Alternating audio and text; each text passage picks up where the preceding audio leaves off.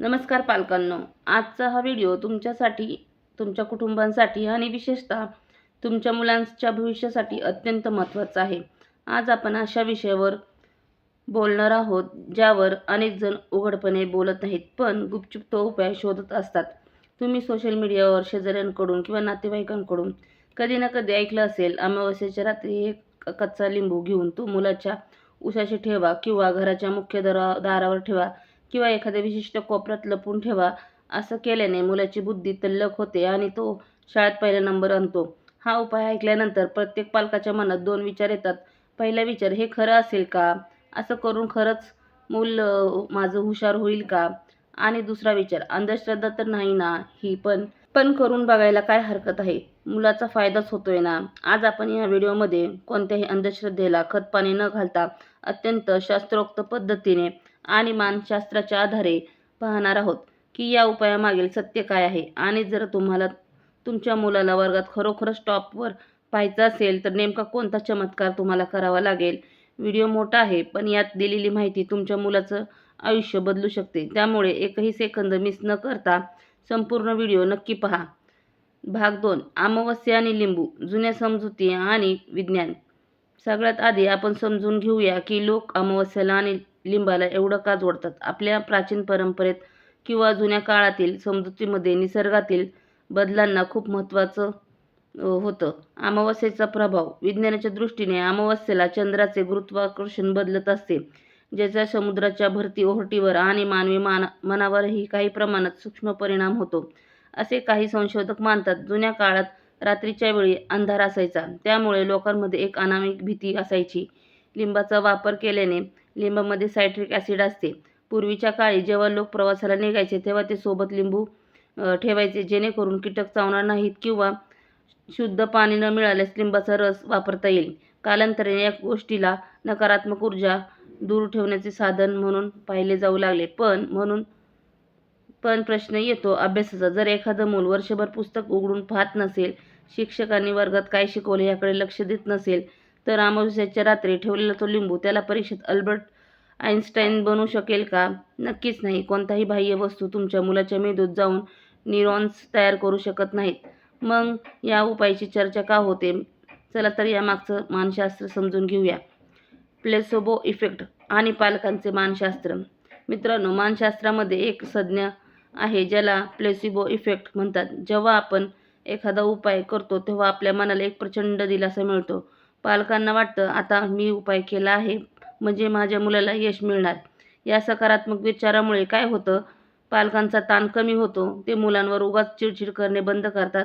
घरातलं वातावरण शांत होतं. जेव्हा घरातलं वातावरण शांत होतं, पॉझिटिव्ह होतं, तेव्हा मूल आपोआप दडपणाशिवाय अभ्यास करू लागतं आणि त्याचा रिझल्ट चांगला येतो. म्हणजे चमत्कार त्या लिंबाने नाही, तर पालकांच्या मनातील सकारात्मकतेने आणि बदललेल्या वातावरणामुळे घडलेला असतो. त्यामुळे जर तुम्हाला उपाय करायचाच असेल तर तो अशा पद्धतीने करा ज्यामुळे मुलाला मानसिक बळ मिळेल. अंधश्रद्धा नाही, मुलाला टॉपर बनवणारा खरा वैज्ञानिक उपाय. चला तर मग आता आपण त्या खऱ्या उपायाकडे वळूया, जे विज्ञानाने सिद्ध केले आहेत. जर तुम्हाला वाटतं की तुमच्या मुलाने वर्गात पहिला नंबर आणावा, तर आजपासूनच खालील 5 गोष्टींवर काम करायला सुरुवात करा. अभ्यासाची ऊर्जावान जागा. तुम्ही लिंबू कुठे ठेवता त्यापेक्षा मुलाची अभ्यासाची जागा कुठे आहे हे महत्त्वाचे आहे. मुलाच्या अभ्यासाचे टेबल नेहमी घराच्या ईशान्य किंवा पूर्व दिशेला असावे, कारण तिथे सकाळचा चांगला प्रकाश येतो. टेबलावर अनावश्यक खेळणी, मोबाईल किंवा कचरा नसावा. जागा इतकी स्वच्छ तितकी एकाग्रता जास्त. लिंबाचा खरा उपयोग. ऑल्टर्नर्स. तुम्हाला माहिती आहे का? लिंबाचा सुगंध मानवी मेंदूला त्वरित ताजेतवाने करतो. वैज्ञानिक उपाय. जेव्हा मूल अभ्यासाला बसेल तेव्हा त्याच्या खोलीत लिंबाच्या रसाचे काही थेंब किंवा लिंबाचे तेल डिफ्युजरमध्ये वापरा. या सुगंधामुळे सुस्ती दूर होते आणि मेंदूची कार्यक्षमता वाढते. हा आहे खरा लिंबाचा उपाय. तिसरा उपाय, पेमेडोरा पद्धत. मुलांना सलग 3-4 तास अभ्यास करायला लावू नका. त्यांचा मेंदू थकतो. त्यांना 25 मिनिटे मन लावून अभ्यास करू द्या आणि नंतर 5 मिनिटाचा ब्रेक द्या. या 5 मिनिटाच्या ब्रेकमध्ये त्यांना थोडे पाणी प्यायला सांगा किंवा हलका व्यायाम करून द्या. त्यामुळे वाचलेले लक्षात राहण्याची क्षमता दुपटीने वाढते. भाग 5वा, पालकांनी टाळायच्या 5 मोठ्या चुका. पालकांची चूक होणारे नुकसान. योग्य पर्याय. सतत तुलना करणे. बघ शेजारच्या राहुलने किती मार्क मिळवले, बघ त्या शीतलचा पहिला नंबर आला. असं केल्याने मुलाचा आत्मविश्वास पूर्णपणे तुटतो. मुलाची तुलना त्याच्या जुन्या रिझल्टशी करा आणि प्रगती मोजा. चूक नंबर 2, फक्त मार्कांवर भर. मला 95% पेक्षा कमी चालणार नाही. असं केल्याने मूल परीक्षेत कॉपी करायला किंवा घाबरायला लागतं. मार्कांपेक्षा त्यांना संकल्पना किती समजून घेतल्या यावर भर द्या. चूक नंबर 3, अभ्यासाची वेळी घरात टीव्ही किंवा मोबाईल. मुलाचे लक्ष विचलित होते. जेव्हा मूल अभ्यास करेल तेव्हा पालकांनी स्वतः मोबाईल बाजूला ठेवावा किंवा पुस्तक वाचावे. चूक नंबर 4, अपुरी झोप. रात्री उशीरपर्यंत जागवणे मेंदू थकतो आणि परीक्षेत ऐनवेळी उत्तर आठवत नाही. वाढत्या वयाच्या मुलांना किमान 7 ते 8 तासांची झोप शांत पाहिजे आवश्यक आहे. भाग नंबर 6, पहिला नंबर मिळवून देणारा स्टडी प्लॅनर. आता आपण एका अशा कृती आराखड्याबद्दल बोलूया जो प्रत्येक टॉपर मूल फॉलो करतं. तुम्ही तुमच्या मुलाकडून हे वेळापत्रक पाळून घ्या. सकाळची उजळणी. सकाळी उठल्यावर मेंदू अतिशय फ्रेश असतो. यावेळी अवघड विषय जसे की गणित आणि विज्ञान यांचे वाचन करावे. दुपारचा सराव. दुपारी लिहिण्याचा सराव करावा जसे की गणित सोडवणे किंवा आकृत्या काढणे. यामुळे परीक्षेच्या वेळी हात चालण्याची गती वाढते. रात्रीची कृतज्ञता.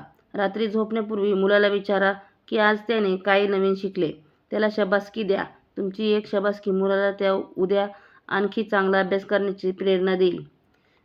भाग 7, समारोप आणि पालकाचे मोलाचे संदेश.